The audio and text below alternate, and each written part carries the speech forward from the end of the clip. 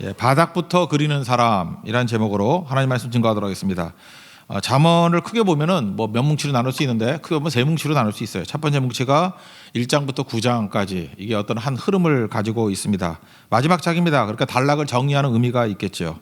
두 가지 초대로 마무리를 짓습니다. 하나는 지혜의 초대, 지혜는 예수님의 초대, 그리고 마지막에 나오는 것이 세상의 초대 또는 마귀의 초대. 여기 성경은 미련한 여인, 근데 여기 개념에 의하면 음녀의 초대 이렇게 말할 수 있습니다.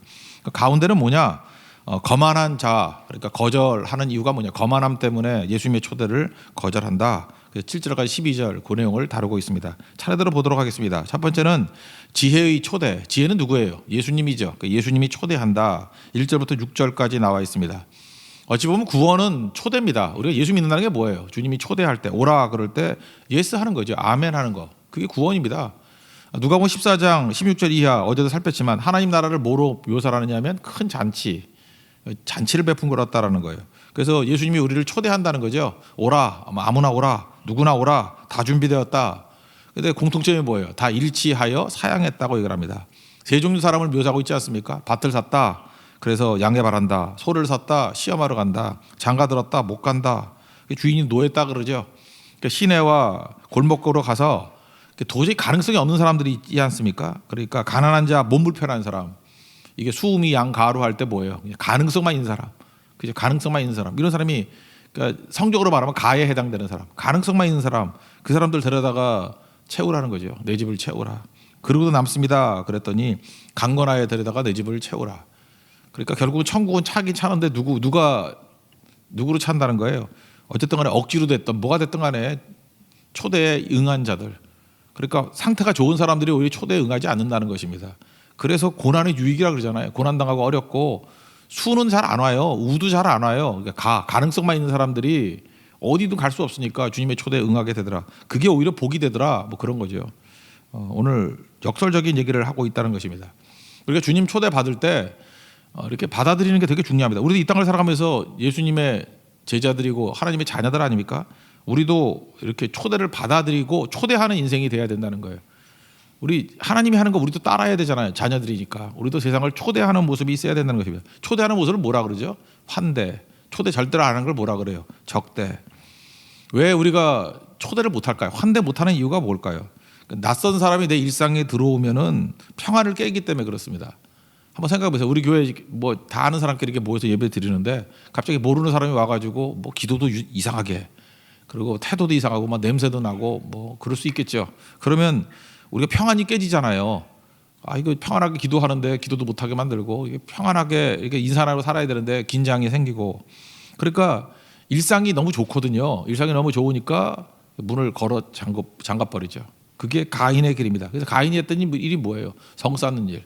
가인만 했다고 생각하지 마세요. 우리도 그럴 수 있다니까요. 성 쌓고 그 안에서의 평안과 그 안에서의 안전을 추구한다고요. 근데 예수 믿는다는 게 뭐죠? 하나님께서 있는 자리를 버리시고 우리를 구원하기 위해서 오셨잖아요. 열렸잖아요. 열린 문 아니에요. 열린 문. 우리도 그래서 평안은 맞는데 내가 생각하는 그냥 자극 없는 평안이라 그러면은 그거는 가인의 길이라는 것입니다. 우리 세상을 향해서 항상 문을 열고 나갈 줄 알아야 된다는 것입니다. 그게 예수님의 제자들의 모습이다. 그래서 일상에 덫에 빠지지 말라. 일상이 뭐예요? 편안한 거예요. 편리한 것, 그런 말이 맞나요? 편리한 것. 그죠? 그래서 일상의 덫에 빠지면 안 되고 자꾸 새로운 것을 향해서 이렇게 열고 그래서 또 넓혀나가는 것, 그런 것들이 꼭 필요하다라는 것입니다. 어쨌든 지혜 대신 예수님을 영접하면 나타나는 현상들이 뭐냐? 첫째는 세 가지로 정리할 수 있는데 기초가 흔들리지 않는다는 거예요. 기초가 흔들리지 않는다. 1절 한번 보십시오. 시작. 지혜가 그의 집을 짓고 7 기둥을 다듬고. 그래서 집이라는 게 뭘까요? 가르침 또는 예수님의 말씀, 이렇게 말할 수 있습니다. 7 기둥을 세웠다. 이거 집을 짓는 과정들이거든요. 여러분, 집 짓는 경험이 없는 사람들에게 만약에 그림으로 집을 한번 그려봐 그러면 저도 그렇고 여러분도 그렇고 거의 다 그럴 거예요. 그러니까 어렸을 때 이렇게 대충 집 그림 그릴 때면 저도 그랬던 것 같아요. 이렇게 세모 2개 그리고 짝대기 긋고 지붕부터 그리죠. 그리고 또 막대기 내리잖아요. 기둥, 벽. 그리고 밑에 그리고 그러지 않습니까? 뭔 소리인지 모르겠어요? 저는 항상 그럴 때 지붕부터 그랬거든요. 세모 해놓고 짝짝, 그리고 짝대기 긋고 쭉쭉 내리고 그다음에 뭐 밑바닥 그리고 뭐 그렇게 나가지 않아요? 이거 왜 그렇죠? 집을 지어본 적이 없기 때문에 그래요. 근데 어떤 사람이 목수가 이렇게 설명을 하면서 내가 집을 지었다 그럴 때 목수는 집 짓는 순서 그대로 한대요. 바닥부터 그죠? 기둥 세우고 마지막에 지붕 얹고 그렇게 한대요. 그러니까 해본 사람과 해보지 않은 사람의 차이점이 있는 거죠. 예수님의 지혜는 해보신 분이에요. 해보신 분이기 때문에 지금 기초부터 지금 닦는 거예요. 기초가 흔들리지 않는 거예요. 기초, 그다음에 기둥, 그다음에 뭐 말은 안 했지만 그 위에 또 지붕을 쌓겠죠. 그러니까 해본 사람과 들은 사람의 차이점이 있다는 것입니다. 그래서 대화를 알아보면요, 이렇게 좀 고수들은 이렇게 해본 사람들은 알거든요. 이 사람이 해본 사람인지 안 하는지 설명을 들어보면 알아요. 결과부터 역순으로 나오는 사람은 들은 사람이고요. 해본 사람은 해본 순서대로 얘기하게 돼 있다니까요. 그래서 해봤니? 뭐 정주행이 맨날 물었댔잖아요. 해봤니? 예, 해봤습니다. 그거 어떻게 알죠? 그 양반이 뭐 그 초등학교밖에 나오지 않은 분인데 어떻게 그 명문대 나온 사람이 말하는 걸 보고 해봤어 그렇게 말하는 이유가 뭐예요? 때려 맞추는 게 아니고 해본 사람은 안다니까요. 해본 순서대로 얘기를 한다니까. 그런데 들은 사람은요 결과부터 역순으로 나와요. 그러니까 가짜죠. 그러니까 예수님은 해보신 분이잖아요. 그래서 예수님 말씀 붙들면 언제나 기초 얘기부터 해요. 우리 지겹죠. 기초 말고 결과를 얘기해 주세요. 아니에요. 기초 해본 사람은 시작부터 얘기한다니까. 기초부터. 그래서 바닥부터 그림을 그리는 사람이에요. 그게 진짜 해본 사람이라고. 여러분들 진짜 해본 사람이 자녀들에게도 훈계하게 될 때 바닥부터 얘기를 합니다. 기초가 중요하다. 그러니까 여호와를 경외하는 것이 지혜의 근본이다. 그게 뭐예요? 바닥이에요. 바닥. 기초는 흔들리지 않는다. 그래서 언제나 기초부터 시작하게 된다는 것입니다. 이게 주님이 주시는 어떤 말씀의 능력이라는 거예요. 우리 인생 가운데 충격들이 오죠. 어떤 때는 뭐 이별의 충격, 또 뭐 질병의 충격, 또 뭐 이렇게 관계가 깨지는 충격들. 그때마다 우리 하나님 말씀 안에 예수님 영접하시는 사람들은 기초가 흔들리지 않아요. 위만 흔들릴 뿐이에요. 그게 예수님이 주신 지혜를 영접할 때 우리가 갖는 태도라는 것입니다. 여러분 근본이 흔들리지 않는 축복을 누리는 하나님 백성 되기를 축원합니다. 그리고 예수님을 영접하면 어떤 일이 벌어지느냐? 두 번째는 공급과 기쁨이 있다라는 것입니다. 공급과 기쁨. 2절 한번 읽겠습니다. 시작. 짐승을 잡으며 포도주를 혼합하여 상을 갖추고. 여기 짐승을 잡는다, 음식 먹는다죠. 먹는다는 게 뭐예요? 생명을 먹어서 생명을 얻는 거 아니에요. 그래서 먹는 것은 생명이다. 생명의 공급을 받는다 그런 뜻이고, 포도주는 언제나 기쁨의 상징입니다. 요한복음 2장에 가나의 혼인잔치, 포도주가 떨어졌다. 이건 뭐죠? 혼인잔치의 필수가 포도주거든요. 기쁨의 상징이에요. 그래서 주님 영접하면은 언제나 하늘로부터의 공급이 있다. 만나의 공급이 있다. 말씀의 공급이 있다. 모든 공급이 있고 또 하나 즐거움이 있다는 거죠. 즐거움. 지금 21세기 살아가면서 우리 많이 풍요로워지지 않았습니까? 제가 어저께도 어떤 분하고 얘기를 나눴는데 저는 그랬던 것 같아요. 제가 어렸을 때 약간 좀 빈민국이었어요. 우리나라가 빈민국이었다는 느낌이 들었는데, 그러다가 제일 많이 들었던 게 개발도상국, 그다음에 요즘에는 선진국인 것 같아요. 근데 제가 우리 막내딸한테 물어보니까 걔는 못 살던 때가 한 번도 없었던 거예요. 태어나자마자 해외여행을 뭐 그냥 자유롭게 다니는 거고, 가봐도 뭐 우리나라보다 별로 나은 나라 많이 없는 것 같고, 그죠? 그리고 또 이렇게 대접도 받고, 그러니까 이게 다른 거죠. 시각이 다른 거죠. 그죠? 그러니까 엄청나게 풍요로워졌다고요. 어떤 의미에서 저는 그 유익이 있다고 생각해요. 이렇게 빈곤의 경험이 있었던 것이 유익이 있다고 생각을 합니다. 왜? 뭐 있으면 나누려고 하는 게 있거든요. 근데 풍요로우면 약점이 뭐죠? 기쁨이 오히려 사라져요. 왜? 나누지 않기 때문에. 옛날에 가난할 때 좋을 건 뭐냐면 빈곤했지만 나눠 먹기 때문에 항상 기뻤던 것 같아요. 동네에서도 웃음이 떠나지 않고, 옆집 뭐 우리 밑에 집에 살던 이수영인데 수영이 뭐 지금도 생각나요. 그냥 맨날 놀던 거 뭐 아무것도 아니었는데 그렇게 즐거웠던 것 같아요. 함께 함이 없으면 즐거움이 없습니다. 혼밥이라는 말이 있죠. 혼밥. 혼밥 뭐 상황이 그러면 그럴 수밖에 없겠지만, 혼밥은 뭐예요? 혼자 먹는 거 아닙니까? 그러면 혼자서 보니까 혼자 먹는 것도 되게 좋더라고. 나도 그 한번 편의점에서 한번 혼밥 사서 먹어봤는데 정말 굉장히 괜찮더라고. 한 12,000원짜리 먹으면 괜찮아요. 그죠? 오히려 웬만한 원 식당 가는 것보다 훨씬 나아. 근데 공급은, 영양 공급은 좋은데 즐거움이 없어. 혼자서 이게 뭐 하는 거냐 이런 생각이 들고. 근데 교회에서 라면 끓여 먹잖아요. 그러면 영양분은 전혀 없는 것 같고 나트륨만 늘어나는 것 같이 보이는데 기뻐요. 기쁘고 혈압 오르고 막 그래요. 그죠? 기쁘고 혈압 오르고. 예. 그러니까 함께함, 진수성찬에서 느끼지 못하는 게 뭐예요? 함께할 때 기쁨이 있다고요. 근데 여기 뭐라고 얘기를 해요? 짐승 잡는다, 공급이 있다. 포도주 뭐예요? 즐거움이 있다. 그러니까 예수님 영접하면요, 공급도 다 받고 부작용이 없어요. 그리고 기쁨도 있다. 이 능력을 가지라는 것입니다. 그래서 이 풍요로운 시대에 왜 내게 즐거움이 사라졌을까? 뭐 없는 게 없어요. 다 있는데 왜 이렇게 시무룩하지? 이유가 뭐예요? 함께함이 없기 때문에 그래요. 함께할 때 즐거움이 있다. 이거 꼭 붙들었으면 좋겠습니다. 그리고 세 번째는 어둠을 이기는 빛이 있다는 거죠. 명철. 명철이란 말 뜻이 뭡니까? 밝은 명자, 날일자에 이게 태양이라는 뜻 아니에요. 태양과 달이 떠 있다는 거 아니에요. 철도 밝다는 뜻이에요. 그죠? 명철이 임한다는 게 뭐예요? 어둠을 물리쳐보고 빛이 임한다라는 거죠. 빛이 임한다. 3절부터 6절까지 읽겠습니다. 시작. 자기의 여종을 보내어 성중 높은 곳에서 불러 이르기를 어리석은 자는 이르러 돌이키라. 또 지혜 없는 자에게 이르기를 너는 와서 내 식물을 먹으며 내 혼합한 포도주를 마시고 어리석음을 버리고 생명을 얻으라. 명철의 길을 행하라 하느니라. 마지막 명철, 빛이 임한다는 거죠. 어리석다는 게 뭐죠? 어디서 왔다가 무엇을 하다가 어디로 가는지 모르는 거죠. 시작도 모르고 과정도 모르고 마지막도 모르는 거. 그래서 이걸 가인의 길 그러지 않습니까? 그러니까 뭐만 있어요? 눈앞에 있는 것만 있어. 눈앞에. 시작도 모르고 뭐 하나님이 창조했다 이것도 무시해버리고 죽어서 심판이 있다 이것도 모르고 그냥 과정만 있고 눈앞에 있는 것만 있는 거예요. 그러니까 유리방황하는 가인의 길이죠. 가인은 애녹성 지어가지고 성 안에서 그냥 오늘만 살잖아요. 오늘만 있는 걸로 살잖아요. 그걸 어리석은 자다 그러죠. 방향성이 전혀 없다. 근데 오늘 얘기를 하는 게 뭐예요? 믿는 백성들에게는 예수 그리스도를 영접한 백성들에게는 어디서 왔는지 뿌리도 알고 방향성이 있다. 이게 진짜다. 그래서 예수님 영접하면 기초가 흔들리지 않는다.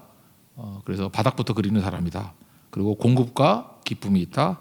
그리고 어둠을 물리치는 빛이 있다. 빛이 뭐예요? 시작과 과정과 끝을 안다. 이게 예수님 지혜 영접한 사람의 모습이라는 것입니다. 반대로 대비되는 거 이제 미련한 여인의 초대 또는 마귀의 초대, 세상의 초대를 받으면 어떤 일이 벌어지느냐. 13절부터 18절 그 뒤를 먼저 보겠습니다. 그리고 이제 음녀라고 앞에는 표현했죠. 음녀, 요한계시록 음녀. 첫째 소란해요. 무지 소란하다고 막 떠들고 다닙니다. 빈스레가 소란하다, 뭐 시끄럽다거나 아시죠? 얕은 시냇물이 큰 소리 내고 흐른다는 거죠. 깊은 물은 소리가 없습니다. 그죠? 깊은 물은 소리가 없어요. 왜 소란합니까? 가짜기 때문에 그래요. 여러분 시편 2편에 보면 뭐 1절에 그런 거 나오잖아요. 뭐 이방 나라들이 분노하며 옛날에는 소란하다 그랬댔어요. 그죠? 막 소란하다. 분노, 소란, 분노로 인한 소란이에요. 그리고 민족들이 뭐 허사를 경영한다, 뭐 헛된 일을 꾸민다, 뭐 옛날에 그랬잖아요. 그런 거 다 가짜기 때문에 그렇습니다. 가짜는 시끄러워요. 막 난리치고 북치고 장구치고 진리가 아니면은 이렇게 떠들고 다닌다는 것입니다. 근데 미련한 여인, 음녀의 특징은 뭐예요? 소란해, 하도 시끄러워. 시끄러운 건 다 가짜라고. 또 무지합니다. 13절을 읽겠습니다. 시작. 미련한 여인이 떠들며 어리석어서 아무것도 알지 못하고. 아무것도 알지 못한다. 무지라는 게 뭐예요? 그러니까 하나님이 계신 것도 모르고 뭐 시작도 과정도 끝도 몰라요. 그러니까 무지라고 말할 때는 본능대로 사는 걸 무지라 그래요. 사사기같이 사는 거예요. 자기 속에는 옳은 대로. 무지. 그러니까 본능대로 살고 자기 좋을 대로 살고 자기 중심으로 사는 거. 그러니까 타인이 들어갈 자리가 없고 타인에 대한 존중이 없죠. 그게 무지한 거죠. 그러니까 오로지 내 쾌락이에요. 나를 위해서만. 나만 잘 먹고 잘 살면 다 된다. 어저께 나태주 시인 뭐 설명을 했지만 풀꽃 2 보면 그런 거 나오잖아요. 이름을 알면 이웃이 되고, 그죠? 색깔을 알면 친구가 되고, 모양을 알면 연인이 된다. 그러니까 이웃도 없죠. 배려가 없으니까. 이름도 알 필요가 없는 거예요. 옆집 그러면 끝이에요. 이름도 몰라요. 그러니까 이웃이 없고. 색깔, 어떤 컬러의 사람인지도 관심이 없어 도대체가. 친구도 없고. 그리고 모양을 모르니까 연인도 없고. 그리고 없고예요. 사실은 이게 무서운 거죠. 이웃도 없고 친구도 없고 연인도 없고 사랑하는 사람도 없고 이게 뭐 사는 거예요? 이게 사는 게 아니죠. 이러고 살아가는 게 음녀의 특징이라는 것입니다. 소란스럽고 무지하고 가치도 모르고. 그리고 세 번째는 유혹적인 가르침만 있다라는 거예요. 할 수만 있으면 택한 사람도 미혹하려고 그러고 앞에 미혹하는 얘기들 쭉 나오는데 그건 뭐 꼬시는 얘기는 그만하고. 그래서 그 음녀가 하는 메시지가 뭐냐? 이거 성적 뉘앙스가 있다라는 걸만 그냥 그 정도밖에 아침이니까. 17절로 읽겠습니다. 시작. 도둑질한 물이 달고 몰래 먹는 떡이 맛이 있다 하는도다. 이거 성적 뉘앙스가 있는 얘기예요. 무슨 뜻인지 알겠죠? 그러니까 금지는 유혹이죠. 그래서 사람을 넘어뜨린다는 거예요. 그래서 할 수만 있으면 택하신 자도 미혹하게 한다. 그래서 음녀의 특징은 무엇입니까? 소란스럽고 그다음에 무지하고 그다음에 항상 유혹적인 가르침만 외치는 자라는 거예요. 그래서 결국은 어떻게 되죠? 망하게 되는 거죠. 파멸. 18절 읽겠습니다. 시작. 오직 그 어리석은 자는 죽은 자들이 거기 있는 것과 그의 객들이 수월 깊은 곳에 있는 것을 알지 못하느니라. 뭐 지옥 간다 그 얘기죠. 죽는다 그런 얘기입니다. 그래서 잘 보면은 이 음녀의 특징이 뭐예요? 내용이 없죠. 뭘 어떻게 한다 내용이 없죠. 유혹만 있어요. 여러분 그래요. 어떤 걸 보면 내용이 없으면 그거는 가짜예요. 유혹만 있다고 내용이 없고 또 준비된 게 없죠. 뭐 그러잖아요. 준비된 게 뭐 있어? 도둑질한 거 내 거 아니잖아요. 준비도 필요 없어. 도둑질하면 된다는 거 아니에요. 몰래 먹는 거 떡 이거 준비된 게 없잖아요. 그래서 마귀 일에는 유혹을 준비하는 거지 우리를 채워줄 걸 준비하는 건 없어요. 다 이걸 사기라 그러죠. 사기. 실제로 줄 물건도 없으면서 있는 것 같이 하는 그저 페이퍼 컴퍼니 만들어 가지고 그저 이게 허상 만들어 가지고 팔아먹고 하는 것들이 있잖아요. 이게 다 마귀들이 하는 거라고요. 그죠? 내용이 없어요. 그리고 준비도 없고 그리고 허상이죠. 허상. 안개에 쫓다가 끝나는 인생 된다라는 것입니다. 어떤 길을 걸을래 이런 거죠. 당연히 예수님 붙들고 살아야 되겠죠. 근데 예수님 영접 못하는 이유가 뭐냐? 이제 가운데 토막이에요. 거만하기 때문에 그래요. 거만함 버려야 된다. 거만한 자의 특징은 이 고집이죠. 고집. 거만한 자가 누구죠? 거만한 자가 누구예요? 가르침을 받을 생각이 없는 사람이에요. 가르침을 받을 생각이 하나도 없는 거라고. 그래서 거만한 자 괜히 하다가 욕이나 먹지 말고 그냥 가르칠 거 하지 마. 이건 뭐야? 안타까움이에요. 그냥 놔둬라. 그렇게 살다 죽으라 그건 아니고 너무 안타까워서 하는 얘기죠. 거만한 자도 건져내야죠. 자기 결론을 가지고 사는 사람. 어떤 데 이렇게 모임 가보면요. 꼭 자기가 결론을 내려야만 속이 시원한 사람이 있어. 자기 결론대로 안 되면 끝까지 소리 지르고 그러니까 나중에 교류하기가 싫죠. 고집불통이고 막 이러니까. 그러니까 자기 고집대로 사는 사람들 문제가 있죠. 대화라는 게 뭐예요? 이거 영어로 보면 다이알로그인데 그게 이제 히브리 아니 그릭 오리진이거든. 디아라는 게 뭐예요? 디아. through잖아요. 그러니까 관통하다. 다이알로그. 로고는 로고스거든요. 그러니까 대화를 말을 통해서 이렇게 관통하는 게 있어야 된다고. 그러니까 상대방이 나에게 대화를 해요. 말을 하면은 그 말이 나를 갖다 꾹 찌르고 들어가야 돼요. 그러니까 내 변화의 가능성이 있는 거죠. 그래 대화가 되는 거죠. 어떤 사람 얘기를 했더니 내 행동이 교정이 되고 아 그런 것도 있었어 깨닫기도 하고 그래야 주고받는 맛이 있지. 그렇지 않아요? 너 그렇게 하면 다른 사람들이 되게 어려워하니까 그렇게 하지 않았으면 좋겠어요. 그렇게 얘기를 들으면 난 몰랐습니다. 행동을 바꿔야겠네요. 이렇게 해야지 이게 디아 이렇게 뚫고 들어가서 변화시키는 말이 되는 거죠. 근데 이거 벽치고 뭐라 그래요? 뭐 너는 떠들어라. 나는 뭐 내 뜻대로 살겠다. 이걸 강팍 완악함 그러죠. 바로왕이 그러잖아요. 백날 얘기를 해도 못 알아듣잖아요. 그러니까 10가지 재앙이 떠나지 않는 인생을 사는 거죠. 그러니까 대화를 통해서 내가 변화해야 될 가능성이 있는 사람 그런 사람이 돼야 되겠죠. 나는 안 변해. 죽어도 안 변해. 그런 걸 뭐라 그래요? 거만한 자. 거만한 자하고는 대화도 하지 말라는 거죠. 근데 사실 아픈 얘기예요. 이거 기도해서 변화시켜야겠죠. 우리는 이런 사람 포기 못합니다. 그래도 해야죠. 계속 욕먹더라도. 7절 8절이겠습니다. 시작. 거만한 자를 징계하는 자는 도리어 능욕을 받고 악인을 책망하는 자는 도리어 흠이 잡히느니라. 거만한 자를 책망하지 말라. 그가 너를 미워할까 두려우니라. 지혜 있는 자를 책망하라. 그가 너를 사랑하리라. 이거는 뭐 나를 중심으로 보면 맞는 얘기지만 아픈 얘기라는 거예요. 그래서 거만한 자 되지 말라. 나를 향한 메시지라고 생각하십시오. 그래서 내 주변에 내가 나에게 무슨 충고를 했는데 내가 화를 내거나 막 욕을 하거나 이랬다 그러면 그거 진짜 거만한 자예요. 망할 놈이야 망할 놈. 그죠? 그렇게 그런 태도를 보이면 안 되는 거죠. 자꾸 들을 줄 알고 그래서 내 주변에 충고가 없고 뭐 들을 수 있는 얘기들이 자꾸 사라졌다 그러면 내가 나쁜 반응을 보였기 때문에 그래요. 나 거만한 자예요. 잘 들어야죠. 그 지혜로운 자의 특징은 무엇입니까? 영접에 있다니까요. 수용성에 있다니까요. 예수님 말씀도 영접해야 될 거 아니에요. 요한복음 1장 12절 영접하는 자 그게 믿는 자예요. 그 이름을 믿는 자들에게는 하나님의 자녀가 되는 권세를 주셨으니 누가 영접하죠? 결핍이 있는 사람이 영접하는 거 아니에요. 나는 부족합니다. 주여 나는 연약합니다. 주여 나는 부족합니다. 오늘 살기가 힘듭니다. 뭐 이렇게 부족해야 뭘 받아들일 거 아니에요. 그러니까 나는 죄인이고 병자입니다. 그런 사람이 받아들이는 거죠. 결핍이 있으니까 받아들이는 거죠. 그거 없으면 뭐예요? 나 완전하다는 거 아니에요. 아까 그 제목이 뭐였죠? 주는 완전합니다잖아요. 근데 거만한 사람이 특징은 나는 완전합니다 하잖아요. 나는 조언도 필요 없고 충고도 필요 없고 어디서 씨도 안 먹히는 소리 해. 그게 나는 완전합니다. 망할 놈이에요. 나는 부족하고 연약하기 때문에 주는 완전합니다. 그러니까 완전히 주님을 받아들이는 거겠죠. 그래서 채워주면 된다라는 것입니다. 그래서 우리가 변화되는 과정들을 보면 이런 세 단계가 있는데 첫째 마음이죠. 마음에서 받아들이고 받아들였다고 입으로 꼭 시인하는 필요성이 있어요. 그리고 행동이 변화되는 거죠. 마음, 입, 행동. 로마서 10장 10절 사람이 마음으로 믿어 의에 이르고 입으로 시인하여 구원에 이르니라. 성경이 이르되 누구든지 그를 믿는 자는 부끄러움을 당하지 않는다. 3단계잖아요. 마음, 입으로 시인, 그 다음에 믿는 자, 행동하는 거예요. 그때 부끄러움을 당하지 않는다. 마음으로 받아들이고 받아들인 것을 입으로 시인하고 행동으로 옮겨야지. 해봤어. 해봐야죠. 그래야 바닥부터 그리는 사람이 되죠. 그걸 뭐라 그래요? 영접한 사람 이렇게 얘기한다는 것입니다. 예수님 영접하십시오. 예수님 영접한다는 건 세 단계가 있어요. 마음으로 예수님 맞습니다라고 받아들이고, 입으로 예수님이 나의 주님이십니다, 그리스도십니다 시인하고, 그다음 그 길을 걷는 거. 이게 영접하는 겁니다. 지혜를 영접하는 거. 그런 사람에게 승리가 있다. 어떤 승리가 있을까요? 뭐 오래 산답니다. 오래 사는 거 좋아하시죠? 오래 산답니다. 그리고 뭐 열매 많이 거두겠죠. 30배, 60배, 100배 이런 거예요. 그죠? 심는 거하고 거두는 거 차이가 크잖아요. 그러니까 심는 건 작은 걸 심어도 예수님만 영접하면 무조건 기본이 100배야. 그게 믿는 사람의 모습이다. 9절부터 12절까지 읽고 마치겠습니다. 시작. 지혜 있는 자에게 교훈을 더하라. 그가 더욱 지혜로워질 것이요 의로운 사람을 가르치라. 그의 학식이 더하리라. 여호와를 경외하는 것이 지혜의 근본이요 거룩하신 자를 아는 것이 명철이니라.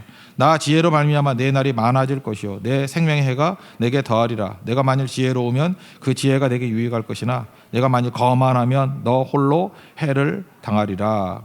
여기 뭐 9절 보니까 주마가 편이죠. 달리는 말에 채찍질 더하라고. 지혜 있는 자 교훈을 더하게 된다. 지혜로운 사람은 점점 지혜롭고요. 예수님 말씀을 영접하는 사람은 점점 성장하라고. 그래서 그 뭐 5달러 남긴 사람은 뭐 더 받잖아요, 그죠? 없는 사람은 있는 것 같이 빼앗기리라. 빈집빈 부익부 뭐 그런 말을 꼭 써야 되나? 그러니까 되는 사람은 계속 되는 거예요. 차이는 엄청 벌어져요. 이건 뭐 하늘과 땅이에요. 그러니까 이런 음욕을 따르지 말고 언제나 나는 연약하고 부족합니다. 예수님을 채워주세요. 그리고 이게 이 방법이 뭐예요? 주님이 말씀으로 이렇게 맨날 초대하잖아요. 초대할 때 고집 부리지 말라고요. 너는 초대해라. 나는 내 길 간다.